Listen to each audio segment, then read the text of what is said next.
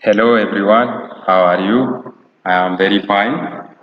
Today I am going to discuss about genetics and evolution. Genetics and evolution are related.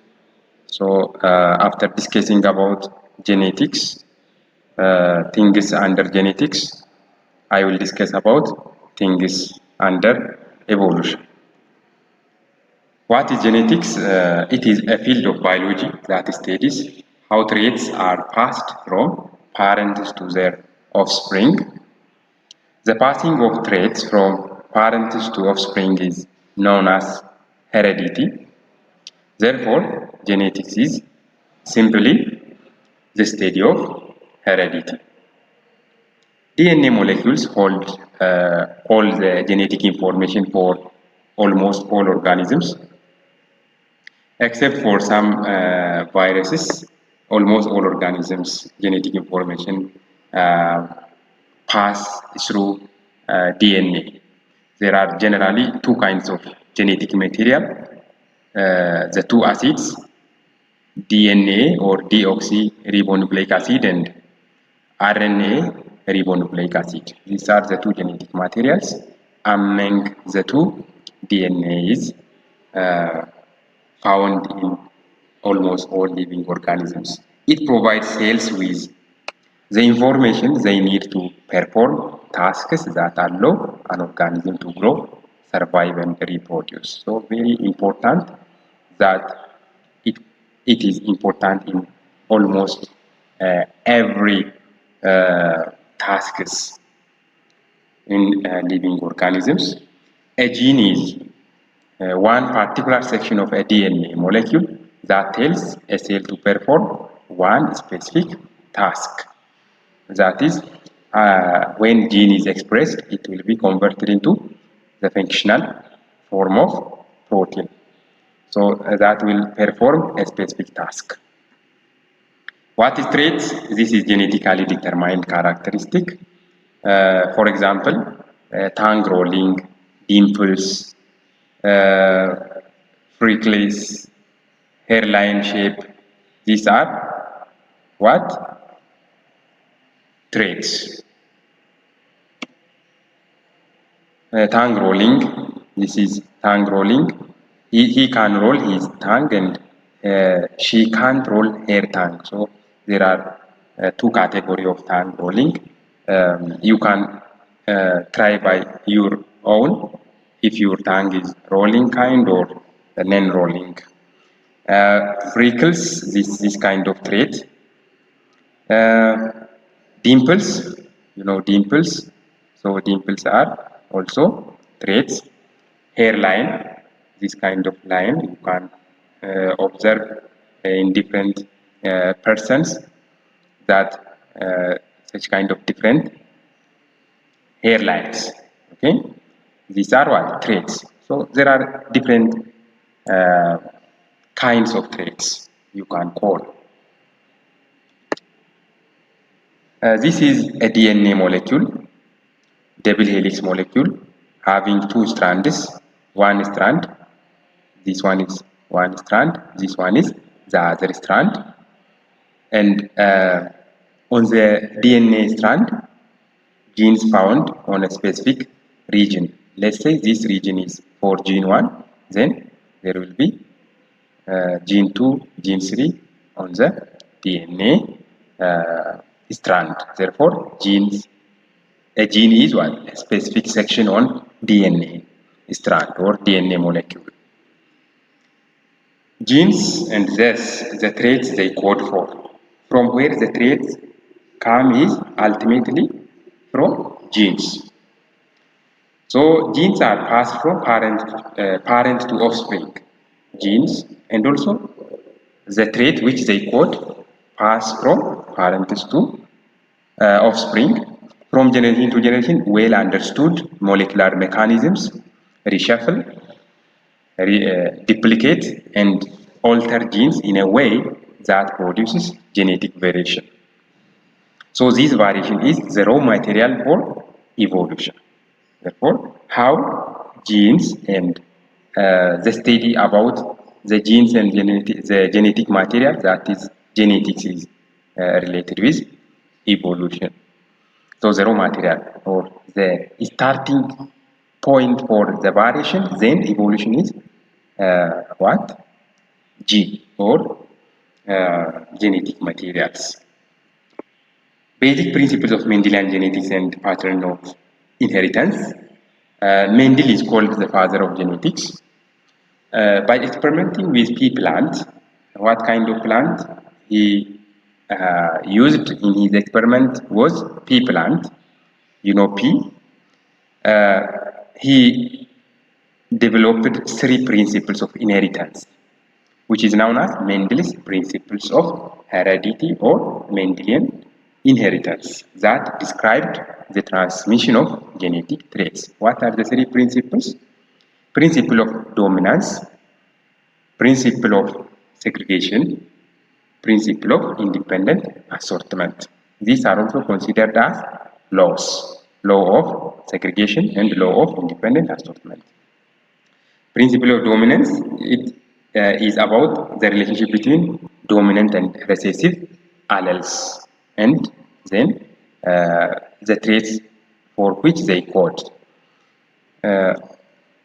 So principle of dominance, traits are passed down in families in different patterns, and pedigrees can illustrate these patterns by following the history of specific characteristics or phenotypes as they appear in a family. The inheritance pattern in which traits of generation passed down through the family tree is considered dominant traits because it is observable in every generation. If it passes from generation to generation and be observed, that trait is dominant trait. Thus, every individual who carries the genetic code for this characteristic will show evidence of the characteristic. When you say characteristic, it is alternative to trait. They are the same. A characteristic or trait may disappear in one generation only to reappear in a subsequent one.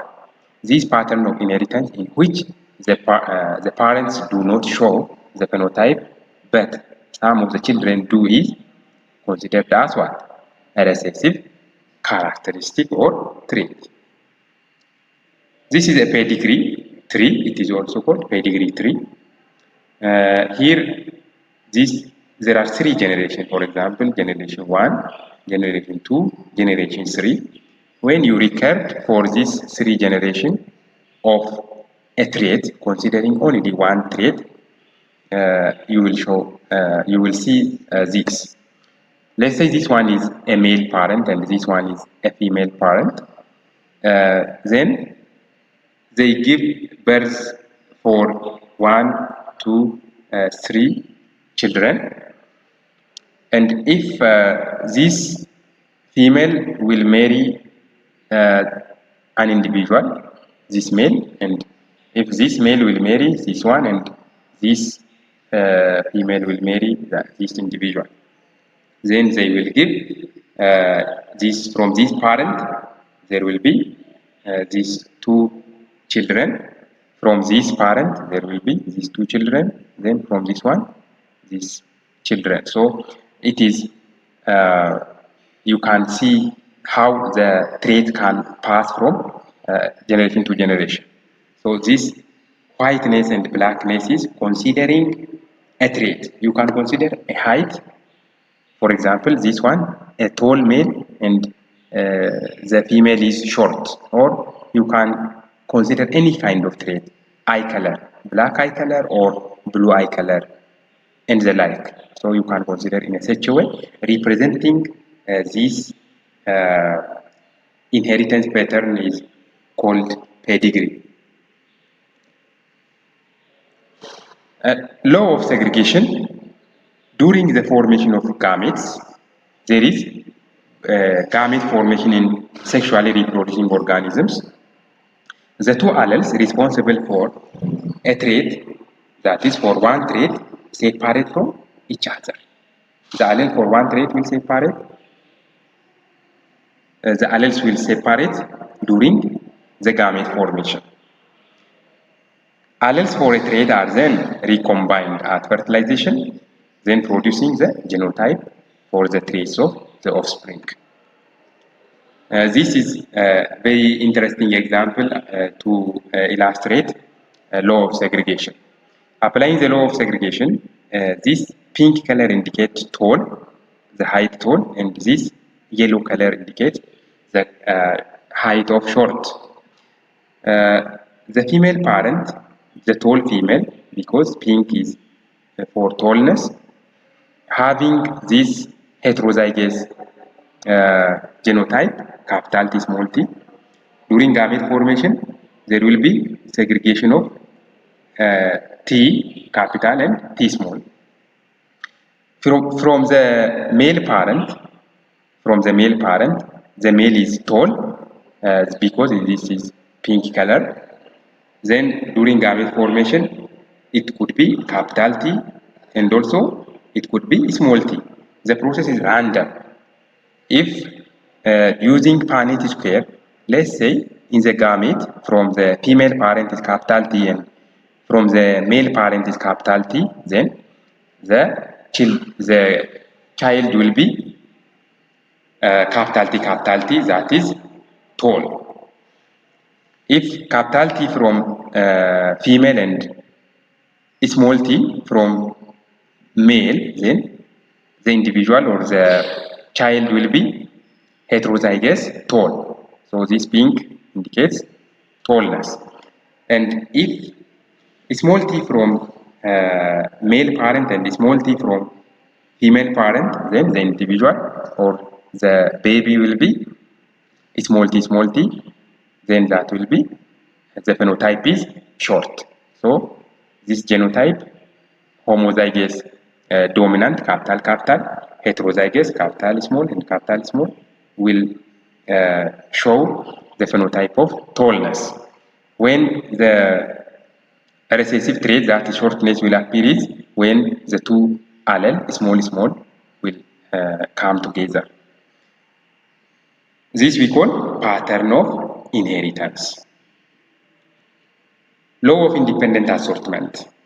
Law of independent assortment is considering for dihybrid or trihybrid and etc.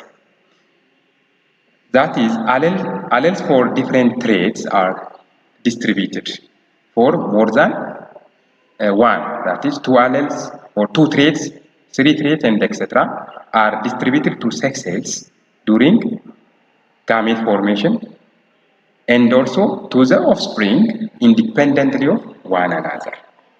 Allele for one trait will distribute independent of allele for the other trait. This law can be illustrated using Dihybrid process. This is Dihybrid cross.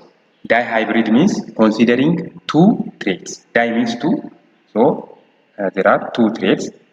For example, traits seed shape and seed color. The shape of the seed is one trait and the color of the seed is another trait. The alleles will be capital R for round for the shape of the seed, small r will be wrinkled, and capital Y will be for the seed color of yellow and small y will be for green color of the seed. This is a F1 generation of one parent and the other parent, two are the F1. Consider this as a male and this one as a female. When this will be crossed, the possible gamete combination will be from this one, capital R, capital Y, capital R, small r, capital Y, and small r, small y. The same is true for this one because they are genotypically the same. So capital small capital, and small. All possible gamete combinations are these. So using Punnett square, this is from one individual, let's say female, and this is from the other individual, let's say male. So if for the seed shape, capital R, and for the seed color, capital Y from the female, and the same is true from the male parent, capital R and capital Y, then the baby will be capital R, capital Y. So capital R for what? It will be, the seed is what? Smooth or round, and capital Y is for color, that will be yellow, because the roundness is what? Dominant, and the yellow capital are dominant. The Mendelian ratio is 9:3:3:1. This is phenotypic ratio. The genotypes are after monohybrid cross, that is for dihybrid, trihybrid, and etc. Considering the genotypic ratio is unmanageable and not attractive, so we consider for phenotypic ratios. So this 9:3:3:1 ratio is phenotypic ratio, not genotypic. If you consider the genotypic ratio, you can see in the Punnett square and you can take it out. This is what we have seen in the previous slide. Capital R, capital R and capital Y, capital R and capital Y. Here, capital R, capital Y. The seed is round and the color is yellow. This is also round yellow. Because in this case, for example, capital Y and small y is here. The color is what? Yellow, because capital dominates the small. If it will not dominate, we can observe what? The green color. Let's come here, small y, so the green color seed. And wrinkled in the shape, small r. In this case, small r. And also in this case. An important aspect of Mendel's success can be traced to Mendel was very successful. For his success, his decision to start his crosses only with plants he demonstrated were true breeding. Okay, what is true breeding? We will see. He only measured discrete or binary characteristics such as color, shape, and position of the seeds, rather than quantitatively variable characteristics. There are quantitative traits also in living organisms, including pea plants, but he largely considered the discrete traits. He expressed his results numerically and subjected them to statistical analysis. He has used statistical method. At the time, it is very nice kind of statistical tool to calculate the ratio. Okay, when we substantiate our work by statistical tool, it will be more reliable. So this is the points which made Mendel was successful. This is how Mendel began, by preparing pure breeding or true breeding.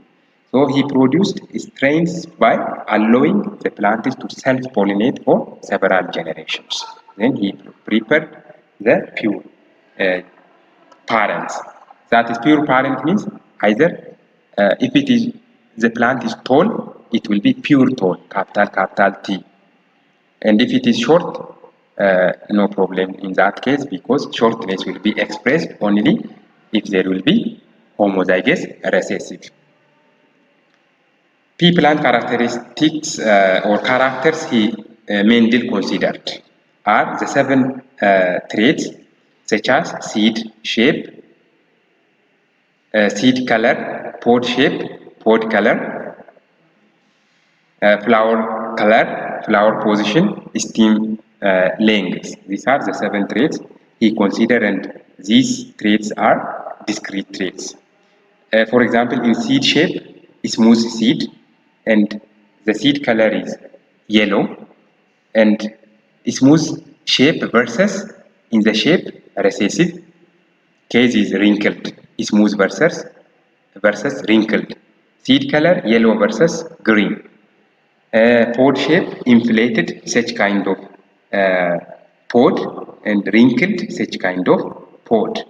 In this kind of pod, you can count the number of seeds. For example, in this case, there are 6 seeds. We call this wrinkled. This one is smooth or inflated shape of pod. The color is just, you can easily observe that this one is green and this one is yellow.